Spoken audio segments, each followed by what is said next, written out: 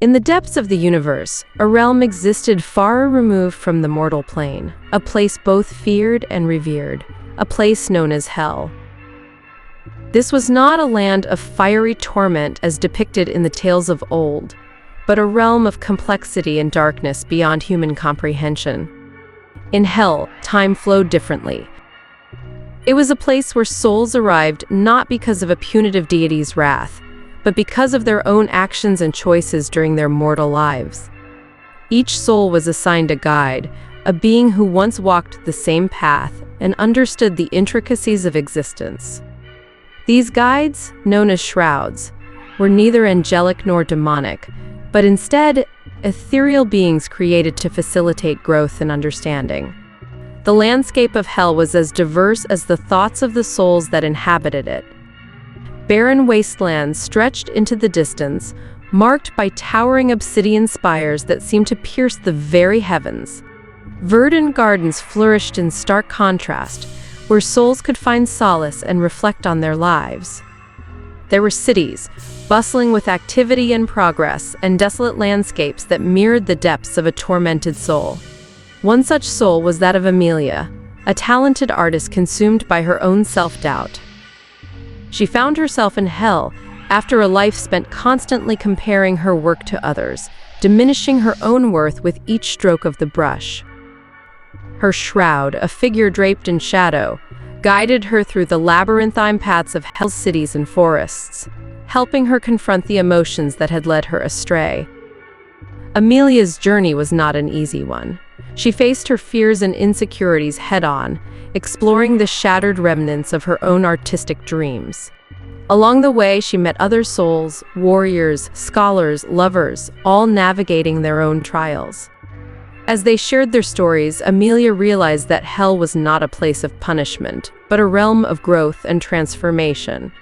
In the heart of Hell stood the Nexus, a swirling vortex of energy that connected all souls and realms within this dimension. It was said that those who could navigate the Nexus could shape their own destiny, and Amelia was determined to find a way back to the mortal world, armed with newfound wisdom and self-acceptance. With her shroud by her side, Amelia embarked on a treacherous journey through the darkest corners of Hell, facing her deepest fears and confronting the shadows that had haunted her throughout her life. She encountered trials that tested her resolve and met allies who challenged her perceptions. As she drew closer to the Nexus, she began to understand the true nature of her existence. As Amelia stood before the Nexus, she realized that her journey was not just about returning to the mortal realm. It was about embracing her true self. The swirling energies of the Nexus responded to her newfound clarity, and with a burst of light, she was transported back to the mortal world, forever changed by her experience in Hell. Amelia returned as an artist reinvigorated, not by the pursuit of external validation, but by the genuine love for her craft. Her work spoke of her journey through Hell, resonating with others who had faced their own inner demons. She became a beacon of inspiration, reminding humanity that even in the darkest of times there was potential for growth and transformation. And so the tale of Hell became not one of eternal damnation, but of redemption and enlightenment. It taught that the journey of the soul was a complex and beautiful tapestry, woven with both light and shadow. And in the end, it was the choices made and the lessons learned that define the ultimate destination of each individual soul, in Hell and beyond.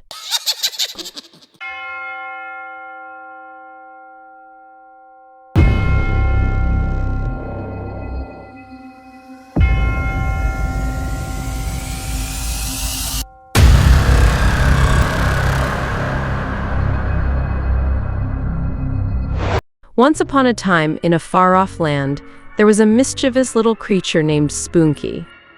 Spoonky was no ordinary creature. He had pointy ears, a fluffy tail, and a bright red nose that always seemed to be twitching. But what set Spoonky apart from all the other creatures in the land was his love for adventure. Every day, Spoonky would venture out into the forest, looking for new and exciting things to do. He would climb trees, swim in the river, and play hide-and-seek with the other creatures. But his favorite thing to do was explore the old, abandoned castle at the edge of the forest. The castle was said to be haunted by ghosts and goblins, but Spunky didn't believe in such things. He would sneak into the castle every chance he got, searching for hidden treasure and secret passages. And one day, he found something truly amazing. As Spunky was climbing up the spiral staircase, he came across a locked door. He tried to pick the lock with his tiny fingers, but it wouldn't budge, so he decided to climb up to the top of the tower to see if he could find another way in.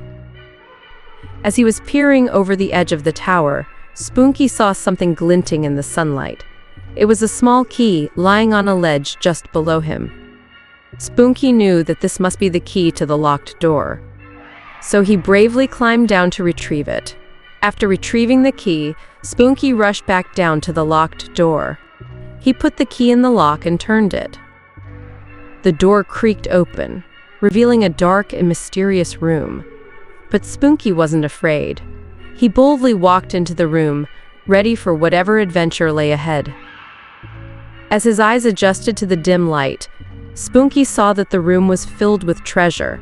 There were piles of gold coins, jewels, and precious artifacts scattered throughout the room.